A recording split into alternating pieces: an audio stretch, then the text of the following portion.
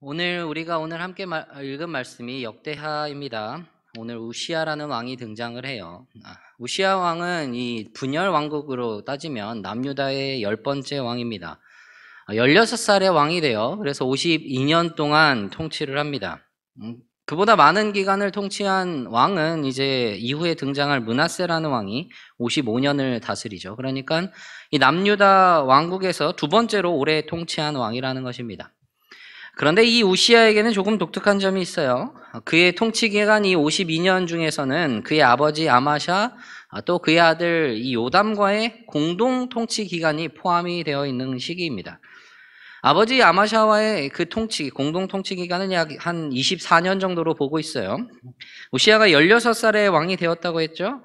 그의 아버지인 이 아마샤가 북왕국 이스라엘에 붙잡혀갑니다. 그래서 유다의 통치권에 공백이 생긴 그 이후로 이렇게 왕이 되었다가 아마샤가 죽은 후에 이제 본격적인 그의 행적들을 기록을 하고 있어요. 또 자신의 아들 이 요담과의 공동 통치 기간이 있는데 한 11년 정도를 봅니다.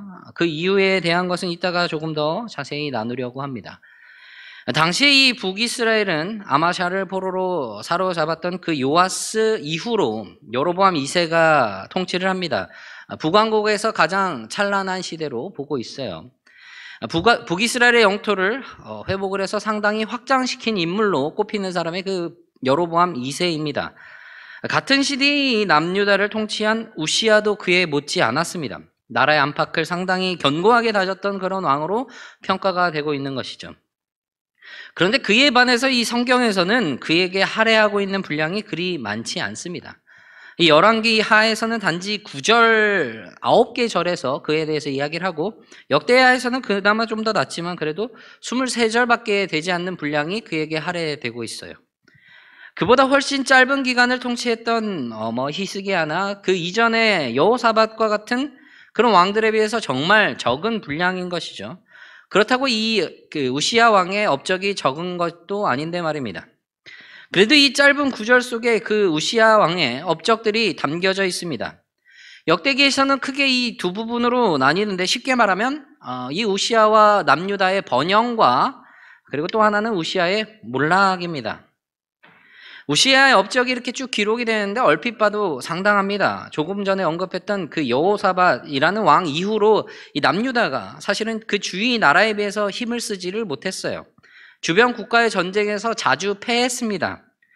우시아의 아버지 이 아마샤가 에돔을 정복한 것이 예외라고 할 수 있을 정도로 계속 졌어요. 그리고 나서 이 아마샤가 에돔을 이기고 나서 또 바로 북이스라엘에 사로잡혀 가고 말죠. 그런데 이런 상황을 우시아의 시대에 반전이 되고 그리고 호전이 됩니다. 오늘 이 역대하 26장 6절에서 보면 우시아가 블레셋과 전쟁을 해요. 그들을 정복해서 성벽을 헐고 거기에 유다의 성읍을 세우죠. 거기에다가 이 아라비아 사람들 그리고 마온 사람들 칩니다. 블레셋, 아라비아, 마온 여기 사람들이 이전에는 이 유다를 침략해 왔었던 그런 민족들입니다. 그들에게 이제 되갚아 줄 수 있는 그 정도로 이제 우시아와 남유다가 강성해졌다는 것을 볼 수 있는 것이죠. 게다가 암몬 사람들은 이 우시아 왕에게 조공을 바치기까지 합니다. 암몬도 이전에는 유다를 침략을 했었어요. 그러니까 이 남유다의 국제적인 위상이 상당히 높아진 것이죠. 8절 후반부에 보면 이렇게 이야기를 해요. 우시아가 매우 강성하여 이름이 애굽 변방까지 퍼졌더라. 이 정도로 이 가나안, 팔레스타인 지역의 그 위상을 높이고 있는 모습을 보게 되는 것이죠. 주변 나라들을 침략하는 것이 단순히 그의 이름만을 높이는 것이 아닙니다. 이들이 주로 공략했던 곳들은 주로 교통도로였어요. 그래서 이 주요 도시들을 그렇게 공략을 했고, 그러니까 그에 따른 경제적인 성장도 기대할 수가 있었던 것입니다. 이전에는 주위의 나라들에게 돌아가면서 침략을 당하던 소위 동네북이었던 이 남유다가 이제는 가나안 지역에서 상당히 막강한 힘을 나타내고 있는 그런 나라로 부상하고 있는 모습을 보게 되는 것입니다. 국제적으로는 그런 위상을 떨치고 있었어요. 내부로 보면 예루살렘을 상당히 견고하게 만듭니다. 예루살렘의 성의 문들과 성벽들을 보수하고 있고요. 거기에 성문 곳곳에 망대를 세워서 수비를 견고하게 하고 있습니다. 요새와 같이 만들고 있는 것이죠. 거기에 여러 곳을 개간을 해요. 무릉덩이를 많이 파고 가축을 많이 기르고요. 산과 밭에는 이제 농부와 포도원을 다스리는 사람들을 배치를 하는 것이죠. 농사를 좋아했다고까지 이제 성경은 표현을 하고 있는 모습을 보게 돼요. 우시아가 이 자연을 사랑하고 흙에 대해서 애정이 깊었던 사람이라고 보이고 있어요. 그래서 이렇게 농지를 개간하고 포도원, 목축 활발하게 운영이 될 수 있도록 정책을 펴고 있습니다. 그러면 백성들이 어떨까요? 배가 불러지죠. 풍요로워집니다. 남유다와 이 백성들이 풍요롭고 번영하는 결과를 낳게 되는 것이죠. 여기에다가 우시아는 다시 군사 체계를 견고하게 세웁니다. 자신의 직속 지휘관 중에 하나였던 하냐냐에게 지휘를 맡겨서 상당히 많은 군사들을 지휘하도록 했어요. 그 휘하의 군사가 30만 7,500명이라고 이렇게 이야기를 하고 있는데 상당히 많은 숫자죠. 이 많은 숫자가 싸움에 능했고 언제라도 왕의 명령만 있다 하면 적들을 쳐부술 수 있는 이길 준비가 되어 있던 그런 사람들이었습니다. 거기에다가 예루살렘에 재주 있는 사람들이 이렇게 막 모아요. 재주 있는 사람들을 모아서 무기를 만들도록 하는 것이죠. 무기를 만드는 것에서 그치지 않고 이제는 개발까지 합니다. 새로운 무기를 제작을 하는 것이죠. 그래서 성의 모서리에 설치해서 활이나 아니면 돌 같은 것들을 날릴 수 있는 일종의 투석기죠. 투석기 같은 것들을 발명해서 성을 방어하는 데 더 힘을 쓸 수 있게 했던 것입니다. 이처럼 우시아가 했었던 일들로 인해서 그의 이름이 멀리 퍼졌다고 성경은 이야기를 하고 있습니다. 국외에서 전쟁에서 승리를 이끌어내고 국내에서는 풍요로운 왕국을 만들어내고 그것을 할 수 있고 또 나라와 국민들을 지켜낼 군사들과 무기를 양성하고 있는 이런 모습들, 이 우시아의 이름이 사방으로 퍼져나갈 만한 생각이 들 정도로 큰 업적을 이야기를 하고 있는 것이죠. 성경은 이러한 그의 업적에 대해서 어떻게 평가를 하느냐, 우시아의 업적을 이야기하기에 앞서서 서론적인 부분에서 그것에 대해서 분명히 이야기를 합니다. 그게 바로 역대하 26장 4절 5절이에요. 우시아가 그의 아버지 아마샤의 모든 행위대로 여호와 보시기에 정직하게 행하며 하나님의 묵시를 밝히 하는 스가랴가 사는 날에 하나님을 찾았고 그가 여호와를 찾을 동안에는 하나님이 형통하게 하셨더라. 우시아 앞에 그가 하나님을 경외하도록 하나님의 뜻을 밝히 알려주고 신앙을 지도해주는, 바로 세워주는 그런 사람이 곁에 있었던 것입니다. 그와 함께하며 이 우시아가 여호와를 찾는 그때에 하나님께서 그를 형통하게 하셨다, 그렇게 이야기를 하고 있습니다. 하나님께서 그를 형통하게 하셨기에 그 이후에 일어나게 되는 일들, 국외적으로 국내에 그리고 그 모든 성공들과 번영들, 그 풍요로움들을 다 이룰 수 있었다고 말씀을 하고 있는 것이죠. 여호와를 계속 찾고 하나님의 그 임재 가운데 그 은혜를 계속 누리며 살아간다면 우시아와 그 남유다 그의 백성들 계속해서 형통함을 누릴 수 있지 않았을까 생각을 합니다. 그런데 오늘 보세요. 어떻게 됩니까? 16절에 이렇게 이야기를 해요.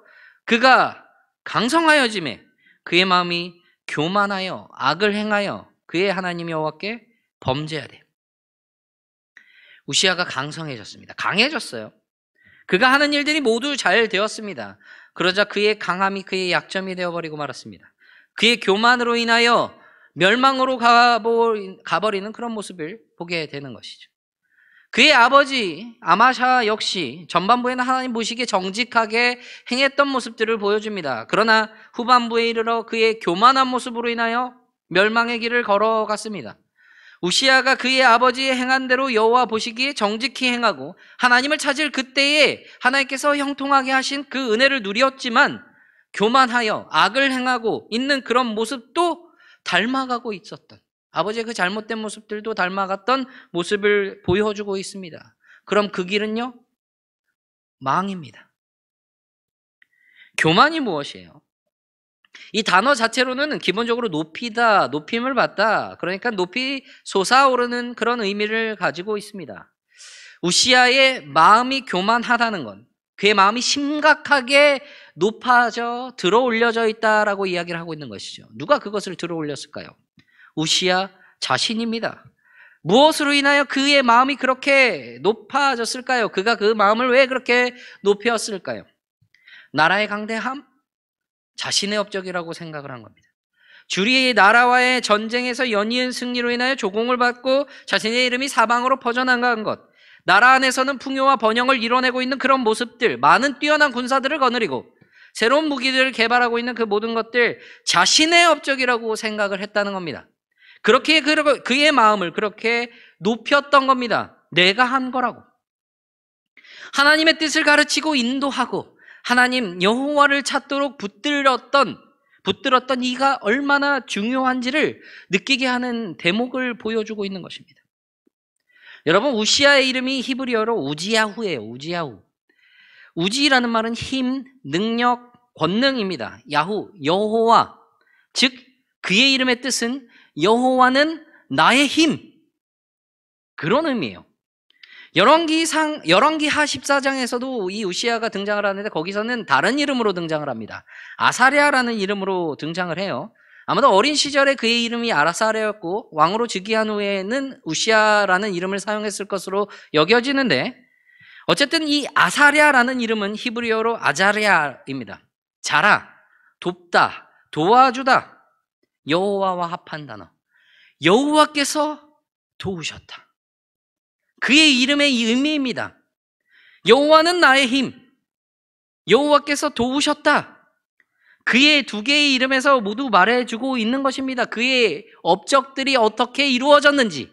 그런데 우시아는 자신이 힘이 세워지면서 강성해지며 교만하고 기어코 악한 일을 저질러버리고 많은 모습을 보여주고 있어요. 무슨 악한 일을 저질렀냐면 여호와의 성전에 들어갑니다. 향단에 분향을 하려고 해요. 분향을 하는 것은, 그것을 드리는 것은 성전에 그 여호와께서 임재하셔서 주님의 백성들의 기도를 들으시고 하나님의 백성들을 돌보시고 다스리신다는 것을 인정하는 신앙 고백과도 같은 그런 의미를 담고 있습니다. 그런 행위예요. 상당히 특별하죠? 상당히 귀한 의미입니다. 그만큼 이 분향을 하는 행위도 거룩하게 집행이 되어야 했습니다. 성결되었어야 했어요. 정해진 향을 드려야 했고요. 정해진 사람이 정해진 향을 드려야 했습니다. 출애굽기 30장에 보면 분향할 제단을 만들 것을 명령을 하시면서 그에 대한 자세한 내용들을 이렇게 말씀을 해주세요. 말씀을 해주시면서 7절과 9절에 이렇게 말씀을 하십니다. 출애굽기 30장 7절, 아론이 아침마다 그 위에 향기로운 향을 사르되 등불을 손질할 때에 살을 찌며, 9절, 너희는 그 위에 다른 향을 사르지 말며 번제나 소제를 드리지 말며 전제의 술을 붓지 말며 다른 향을 드리지 말라고 합니다. 정해진 향을 드려야 한다고 이야기를 해요. 민수기 16장 40절에는 이렇게 기록을 합니다. 이스라엘 자손의 기념물이 되게 하였으니 이는 아론 자손이 아닌 다른 사람은 여호와 앞에 분향하러 가까이 오지 못하게 함이며 또 고라와 그의 무리와 같이 되지 않게 하기 위함이라. 여호와께서 모세를 시켜 그에게 명령하신 대로 하였더라. 여호와의 성전 안에 그 향단에 분향할 수 있는 사람은 하나님께서 거룩하게 구별하신 제사장뿐이었습니다. 그런데 우시아가 들어가서 그것을 분향을 하려고 한 것이죠. 그래서 이것을 보고 그때 당시에 제사장이었던 아사랴가 다른 용맹한 제사장들을 데리고 따라 들어갑니다. 우시아 왕을 말려요. 큰일 나니까. 18절에서 이 여호와께 분향하는 일은 왕이 할 일이 아니다 라고, 그렇게 거룩하게 구별된 제사장들만이 할 수 있는 일이다 라고 하면서 우시아를 그곳에서 나가도록 하고 있습니다. 지금 당장 나가라고 그렇게 강력하게 이야기를 하고 있어요. 왜죠? 다른 선택의 여지가 없는 겁니다. 왕이라고 해서 이 부드럽게 공손하게 권유하거나 이럴 수가 없는 거예요. 왜냐? 하나님의 명령이니까. 하나님의 뜻만을 전할 수밖에 없기에 단호하게, 강경하게 그렇게 말하고 있는 것입니다. 여기에서 나가라고. 그런데 우시아가 어떻게 합니까? 도리어 화를 냅니다. 제사장이 전하고 있는 그 하나님의 말씀, 그 명령에 순종하기는커녕 오히려 화를 내고 있는 모습을 보여주고 있어요. 돌이킬 수 있는 그 기회를, 회개할 수 있는 기회를 얻었지만 그 기회를 걷어차 버립니다. 여기에서 화를 내고 있는, 표현하는 단어가 그저 하고 싶은 것을 하지 못하는 그런 일종의 투정 정도? 그게 아닙니다. 막 속이 부글부글 끓듯이 막 물이 막 이렇게 끓어오르듯이 막 폭풍이 막 밀려오듯이 그 정도의 화를 내고 있는 모습을 이야기를 하고 있는 것이죠. 우시아가 얼마나 교만해졌는지, 그가 얼마나 교만한 상태인지를 분명하게 보여주고 있는 모습이에요. 그가 제사장에게 그렇게 화를 낼 때, 그때에 그의 이마에 나병이 생깁니다. 이스라엘에서는요, 이 나병을 여호와의 저주로 여기기도 했습니다. 게다가 지금 우시아가 하고 있는 일이 어떤 일이에요? 하나님의 성전에서 하나님이 금지하신 것을 말리는 제사장에게 화를 내다가 그렇게 나병이 생겼으니 이는 하나님의 벌이 분명하다고 생각할 수밖에 없습니다. 그리고 이 나병이 난 사람들은 격리가 되어야 해요. 제사장들이 황급히 그를 내쫓습니다. 나병이 그의 이마에 생긴 것을 본 이상 이제 말이 필요 없어진 거죠. 급하게 그를 여호와의 그 거룩한 성전에서 당장 쫓아내야만 했습니다. 그리고 우시아 왕도 자신의 이마에 생긴 그 나병으로 인해서 급히 나갔던 것이죠. 그리고 그는 죽는 날까지 나병 환자가 됩니다. 여호와의 전에 들어갈 수가 없고 그가 원래 있었던 그 궁에도 들어갈 수 없이 별궁에 살게 됩니다. 설교 초반에 이 우시아가 그의 아들인 요담과 공동통치 기간이 있었다고 했죠. 그가 별궁에 살았어요. 나병이 걸려서 격리가 되어야만 했습니다. 그의 아들 요담이 왕궁을 관리하고 백성들을 다스리게 됩니다. 그리고 우시아 왕은 죽을 때에도 나병 환자였기에 왕실 묘시에 장사되지 못하고 왕가에 속한 변두리 땅에 장사되게 됩니다. 하나님께서 하신 일을 자신이 했다고 자신의 업적이라고 생각했던 교만, 그것은 파멸의 시작입니다. 아무리 뛰어난 왕들, 그 뛰어난 왕들이 자신의 업적을 자랑하고 그 영광을 자신이 다 가져가려는 모습들, 이 우시아뿐만이 아니라 성경의 다른 왕들의 모습들 보게 됩니다. 느부갓네살도 그랬고 신약의 헤롯 왕이 그랬어요. 그 끝은 멸망이었습니다. 우리의 모습 속에 이 우시아의 모습이 우시아만의 모습이 아니라는 것을 바라보게 될 때는 없습니까? 하나님께서 우리의 인생의 주인이시고 주님의 도우심으로 인해서 우리가 지금까지 올 수 있었고 내 인생이 지금까지 올 수 있었고 우리 모든 공동체가 지금까지 이어올 수 있었는데 그것들이 내가 한 거라고 우리가 한 것이라고 여기며 살아가진 않았는지 우리 자신을 돌이켜 봐야 합니다. 그런데 우리가 고백으로는요, 모든 것이 주님께서 하셨습니다라고 해요. 그리고 그 고백을 정말 우리는 믿음으로 이렇게 입술로 그리고 마음으로 생각으로 그렇게 고백을 하며 살아갑니다. 그런데 정작 우리의 모습은 어떠한가요? 하나님의 뜻보다 나의 뜻이 앞서고 하나님께서 우리에게 맡겨주신 그 일보다 내가 하고 싶은 것이 우선되지는 않았습니까? 단순히 하나님의 사역들과 세상의 일상적인 일들을 비교하는 것이 아니라 교회 가운데 하나님께서 맡겨주신 우리의 사역들 속에 우리의 일들 속에 하나님께서 뜻하신 바를 생각하기보다 내가 원하는 것을 하나님의 뜻에 끼워 맞춰 살아가고 있었지 않았는지 생각을 해봐야 한다는 것이죠. 지금 내가 하고 있는 일들 중에 말입니다. 교만한 모습들, 하나님의 뜻보다 나의 뜻이 앞서는 그런 모습인 것을 봅니다. 그런 반대의 모습은 뭐죠? 겸손한 모습은 무엇인가 생각을 해보게 됩니다. 우시아 시대의 선지자들이 여러 명 있었어요. 그 중에서 가장 유명한 선지자가 이사야입니다. 오늘 본문 22절에서도 우시아의 행적은 이사야가 기록했다고 이제 말하고 있는 것이죠. 이사야 6장에 보면 이사야가 환상을 하나 봅니다. 하나님의 영광과 위엄과 그 초월과 거룩함이 이렇게 담겨진 그런 모습들을 바라봐요. 그 본문의 시작이 이렇게 시작을 합니다. 이사야 6장 1절, 우시아 왕이 죽던 해에 내가 본즉 주께서 높이 들린 보좌에 앉으셨는데 그의 옷자락은 성전에 가득하였고, 우시아 왕이 죽던 그 해에 유능한 통치자였고 능력 있는 군사 지도자였고 그의 통치 아래 유다는 여러 면에서 성장을 했습니다. 그러나 동시에 교만한 왕, 자신의 할 일이 아닌 것에 하나님의 권위에 감히 도전했다가 나병에 걸린 왕, 그 왕이 죽던 해입니다. 그때 이사야가 본 것, 진정한 왕, 참된 주님, 통치자, 그 영광스러운 주님의 보좌를 봅니다. 천사들, 그 스랍들이 거룩하다 거룩하다 거룩하다 만군의 여호와, 그의 영광이 온 땅에 충만하다 찬양하고 성전의 연기가 충만한 그 모습을 이사야가 바라봅니다. 그 모습을 바라볼 때 이사야가 어떤 반응을 했습니까? 이사야가 이렇게 말해요. 5절에 그때에 내가 말하되 화로다 나여 망하게 되었도다. 나는 입술이 부정한 사람이요 나는 입술이 부정한 백성 중에 거주하면서 만군의 여호와이신 왕을 배웠음이로다 하였더라. 하나님의 그 영광과 위엄과 그 거룩함, 그 초월함을 바라볼 때 자신을 또 바라봅니다. 나의 무익함, 부정함을 보게 돼요. 이스라엘 자손들에게 부정함이라는 것은 하나님의 임재가 없는 것, 하나님의 뜻과 하나님의 성품과 반대되는 그것이 내 마음에 존재하는 것, 그것을 말하고 있습니다. 하나님과 성품과 일치하지 않는다는 그 사실에 이렇게 강력하게 반응하고 있다는 모습, 우리에게 무언가 생각하게 될 한 가지를 던져줍니다. 겸손이 여기에서 시작된다는 겁니다. 그리고 그 겸손한 사람에게 하나님께서는 자비를, 그 깊은 은혜를 보여주셔요. 이사야가 구하지도, 그가 어떠한 맹세를 하지도 않았는데 하나님께서 그의 입술에 악을 제하십니다. 죄를 사하셨다고 말씀을 하십니다. 그렇게 정결하게 그를 붙드셨다고 말씀을 하고 계셔요.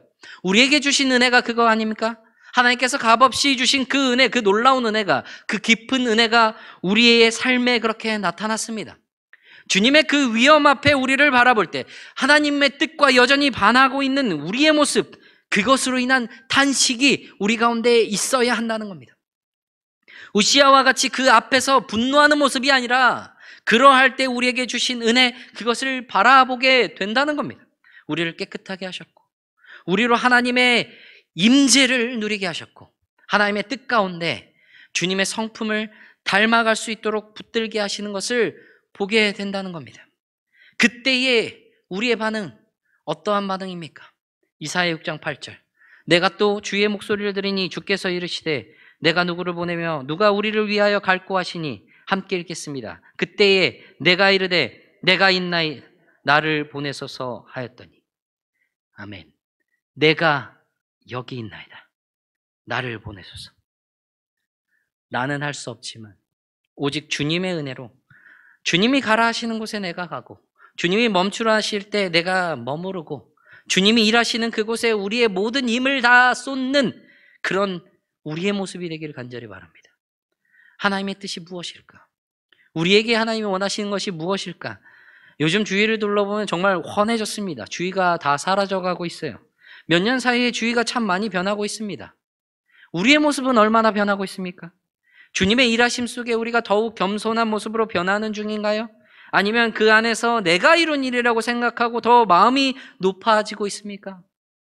우리가 더 겸손해가는 중이라면 주님의 일하시는 그곳에 주님의 임재를 누리고 주님의 뜻을 바라보고 주님의 성품을 닮아서 우리의 모든 것을 쏟아내는 우리가 되기를 간절히 바랍니다.